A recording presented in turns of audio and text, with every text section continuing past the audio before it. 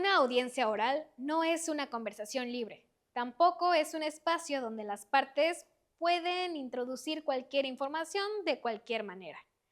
Aunque el sistema acusatorio otorga a las partes un papel activo en la producción y contradicción de la prueba, esa actividad se desarrolla bajo reglas. Las preguntas tienen límites. Las respuestas deben surgir dentro de un marco procesal. El juez dirige el debate y las partes tienen la posibilidad de intervenir cuando consideran que una pregunta afecta la calidad, la pertinencia o la regularidad de la información que pretende ingresar al juicio. Esa intervención se llama objeción. La objeción es una herramienta de control. Su función no es interrumpir por interrumpir ni demostrar que el litigante está atento. Su función es impedir que una pregunta indebida produzca una respuesta que pueda contaminar el debate probatorio, afectar derechos de las partes o introducir información sin cumplir las reglas de la audiencia. El Código Nacional de Procedimientos Penales regula de manera directa las preguntas y las objeciones en juicio. El artículo 373 establece que toda pregunta debe formularse de manera oral y debe versar sobre un hecho específico. Además, señala que no se permitirán preguntas ambiguas o poco claras, conclusivas, impertinentes, irrelevantes, argumentativas, ofensivas o coactivas. También precisa que las preguntas sugestivas solo se permiten a la contraparte de quien ofreció al testigo, es decir, en contrainterrogatorio. El artículo 374, por su parte, establece que la objeción de preguntas debe realizarse antes de que el testigo emita respuesta y que el juez analizará la pregunta y la objeción para resolver la conducente. Estas reglas muestran algo importante. La objeción no es un recurso decorativo de litigación oral, es una manifestación concreta del principio de contradicción y del control judicial sobre el debate. Si una pregunta indebida se responde sin objeción, la información puede entrar a la audiencia y producir efectos difíciles de revertir. Por eso, el momento de objetar es esencial. La regla exige que la objeción se plantee antes de la respuesta porque su finalidad es prevenir el ingreso irregular de información, no lamentarlo después. Ahora bien, no toda pregunta que incomoda debe objetarse. Esta es una distinción importante. Una pregunta puede ser perjudicial para nuestra teoría del caso y aún así ser válida. La objeción no existe para impedir que la contraparte haga preguntas eficaces. Existe para impedir preguntas que vulneran una regla. Si el litigante objeta solo porque no le conviene la respuesta, la objeción pierde legitimidad técnica y puede afectar su credibilidad ante el tribunal. Por eso, antes de objetar, debe identificarse el defecto concreto de la pregunta. No basta con decir objeción como reacción automática. La parte debe poder nombrar el problema. Ambigüedad, impertinencia, irrelevancia, conclusión, argumentación, sugestividad indebida, ofensa, coacción u otro defecto procesal aplicable. La precisión importa porque el juez no resuelve una molestia general, resuelve una cuestión concreta sobre la regularidad de la pregunta. Podemos entender las objeciones como un mecanismo de protección de 3 dimensiones del juicio: la calidad de la información, la legalidad del procedimiento y la claridad del debate. Cuando una pregunta es ambigua, la información que produce puede ser confusa. Cuando una pregunta es impertinente, puede distraer al tribunal de los hechos jurídicamente relevantes. Cuando una pregunta es argumentativa, puede convertir el examen del testigo en una discusión entre abogado y declarante. Cuando una pregunta es sugestiva en interrogatorio directo, puede dificultar saber si la información proviene realmente del testigo o del litigante. En todos esos casos, el problema no es solo formal, afecta la manera en que se construye la prueba. Analicemos algunas de las objeciones más relevantes desde su fundamento técnico. Una pregunta ambigua o poco clara es aquella que no permite al testigo entender con precisión qué se le está preguntando. Puede ser ambigua porque usa términos vagos, porque combina varios hechos en una sola formulación o porque no ubica tiempo, lugar o contexto suficiente. El riesgo de este tipo de pregunta es que la respuesta tampoco sea clara. Si el testigo responde sin saber exactamente a qué se refiere la pregunta, la información obtenida pierde valor. En ese caso, la objeción protege la inteligibilidad del testimonio. Una pregunta compuesta, aunque no siempre se nombre explícitamente de esa manera en la ley, puede relacionarse con la falta de claridad. Por ejemplo, si se pregunta, ¿usted vio al acusado llegar al lugar, tomar el objeto y salir corriendo? En realidad se están introduciendo varios hechos en una sola pregunta. El testigo podría responder sí, refiriéndose solo a una parte, mientras el tribunal interpreta que confirmó todo. La objeción busca evitar esa confusión, obligando a que cada hecho sea examinado por separado. La pregunta conclusiva es aquella que pide al testigo una conclusión que no le corresponde formular o que sustituye los datos concretos por una valoración final. Si se pregunta a un testigo no especializado, ¿el acusado actuó con dolo?, se le está pidiendo una calificación jurídica que corresponde construir a partir de hechos, no una percepción directa. En cambio, si pueden formularse preguntas sobre lo que observó, escuchó o percibió, qué hizo la persona, qué palabras dijo, qué movimientos realizó, qué ocurrió antes y después. La objeción a una pregunta conclusiva protege la diferencia entre hechos declarables y conclusiones jurídicas o valorativas. La pregunta impertinente o irrelevante plantea otro tipo de problema. La pertinencia se relaciona con la conexión entre la información buscada y los hechos o cuestiones que deben resolverse en el juicio. Una pregunta puede ser interesante desde el punto de vista narrativo, pero no tener relevancia jurídica. También puede buscar información que no contribuye a acreditar ni desacreditar una proposición fáctica del caso. En esos supuestos, la objeción evita que el debate se desvíe hacia aspectos accesorios, prejuiciosos o simplemente inútiles para la discusión. La pregunta argumentativa aparece cuando el abogado deja de preguntar y empieza a discutir con el testigo. Formalmente puede tener signos de pregunta, pero su función real no es obtener información, sino introducir una conclusión, confrontar retóricamente o alegar frente al tribunal. Por ejemplo, una formulación como ¿no le parece que su versión resulta completamente inverosímil? No busca un dato fáctico específico, sino imponer una valoración. Ese tipo de discusión pertenece al alegato, no al examen testimonial.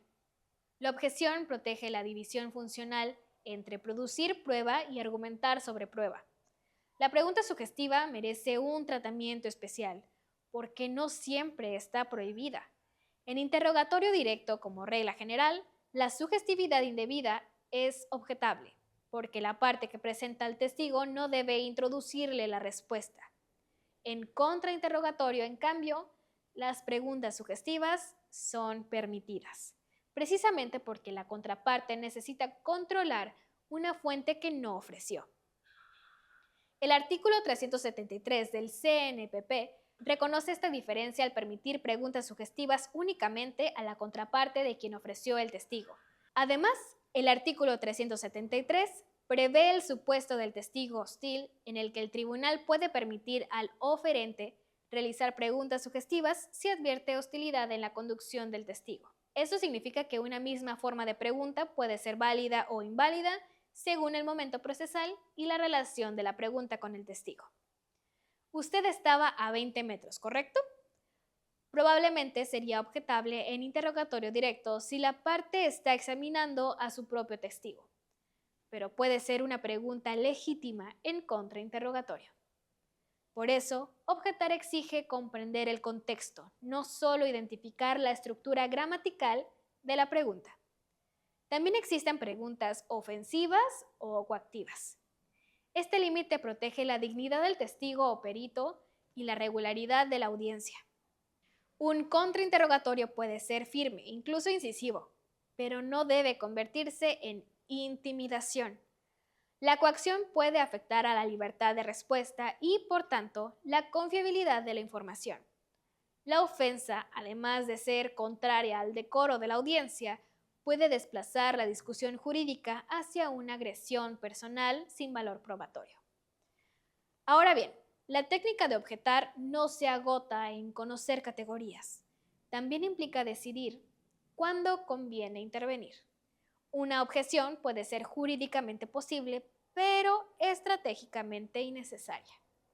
Si una pregunta defectuosa no afecta realmente la teoría del caso, quizá objetarla solo interrumpe el ritmo y da oportunidad a la contraparte de reformular mejor. En cambio, si la pregunta introduce un dato peligroso, sugiere una respuesta clave, confunde un punto central o busca una conclusión indebida, la objeción puede ser necesaria para proteger el debate. Esta dimensión estratégica no debe confundirse con cálculo superficial.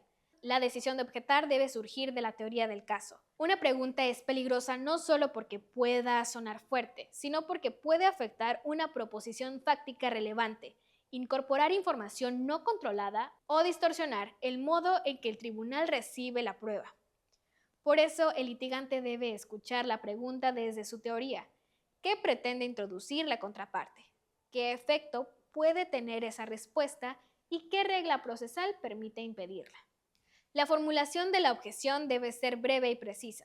En muchas situaciones bastará con expresar objeción, pregunta sugestiva, objeción, pregunta argumentativa, u objeción, pregunta impertinente. Si el juez solicita fundamento o si la cuestión no es evidente, la parte puede explicar en una frase el defecto. La pregunta incorpora la respuesta que se pretende obtener del propio testigo. La pregunta no busca un hecho específico, sino una valoración. La pregunta se refiere a un punto ajeno a la controversia. La objeción no debe convertirse en un alegato largo. Su fuerza está en la oportunidad y la precisión. También debe considerarse qué ocurre después de la objeción. El juez puede declararla fundada, en cuyo caso la pregunta no deberá responderse o tendrá que formularse. Puede declararla infundada, permitiendo que el testigo responda. El juez puede declararla fundada, en cuyo caso la pregunta no deberá responderse o tendrá que formularse. El CNPP señala que contra esa determinación no se admite recurso alguno, lo que refuerza la importancia de formular bien la objeción en el momento oportuno. Hay un punto pedagógico importante. Las objeciones no deben estudiarse como un catálogo memorizado, sino como una forma de razonamiento procesal. La pregunta central no es únicamente qué tipo de objeción es, sino qué problema produce esta pregunta dentro de la audiencia. Si el problema es que el testigo no puede entenderla, estamos ante una cuestión de claridad. Si el problema es que la pregunta no se conecta con el caso, hablamos de pertinencia o relevancia. Si el problema es que el abogado está declarando por el testigo, hablamos de sugestividad indebida. Si el problema es que el abogado está alegando en lugar de preguntar, hablamos de una pregunta argumentativa. Esta forma de análisis permite al estudiante comprender la lógica de la objeción y no solo repetir nombres. Además, las objeciones están conectadas con el respeto a las funciones de cada etapa. En el interrogatorio directo se produce información desde la fuente propia. En el contrainterrogatorio se controla información de la fuente contraria. En los alegatos se argumenta sobre la prueba. Si durante un interrogatorio una parte empieza a argumentar, la objeción protege esa división. Si durante un directo una parte sugiere respuestas, la objeción protege la autenticidad del testimonio. Si durante el contra se ofende o coacciona, la acción protege la dignidad de la fuente y la calidad de la respuesta. Por eso, objetar correctamente requiere conocimiento normativo, atención auditiva y comprensión estratégica. No basta con reaccionar rápido, hay que reaccionar con fundamento. Una objeción mal planteada puede ser desechada de inmediato. Una objeción excesiva puede generar desgaste. Una objeción tardía puede perder oportunidad. Una objeción imprecisa puede no comunicar el problema real. En este módulo, la idea central es que la objeción es una herramienta de control jurídico del debate probatorio. Su función es impedir que preguntas defectuosas produzcan información irregular, confusa o indebidamente inducida. Bien utilizada permite proteger la teoría del caso, la calidad de la prueba y la estructura de la audiencia. Mal utilizada puede convertirse en interrupción, desgaste o simple gesto de litigación aparente. El buen uso de las objeciones no consiste en objetar más, sino en objetar mejor, en el momento correcto, con la categoría adecuada, con una explicación suficiente y con una finalidad vinculada a la teoría del caso. En el siguiente módulo estudiaremos la prueba, la valoración y la estrategia probatoria. Ahí veremos cómo la información que logra ingresar al juicio, ya sea mediante interrogatorio, contrainterrogatorio o medios materiales y documentales, debe ser analizada en función de su licitud, pertinencia, fuerza demostrativa y relación con la decisión judicial.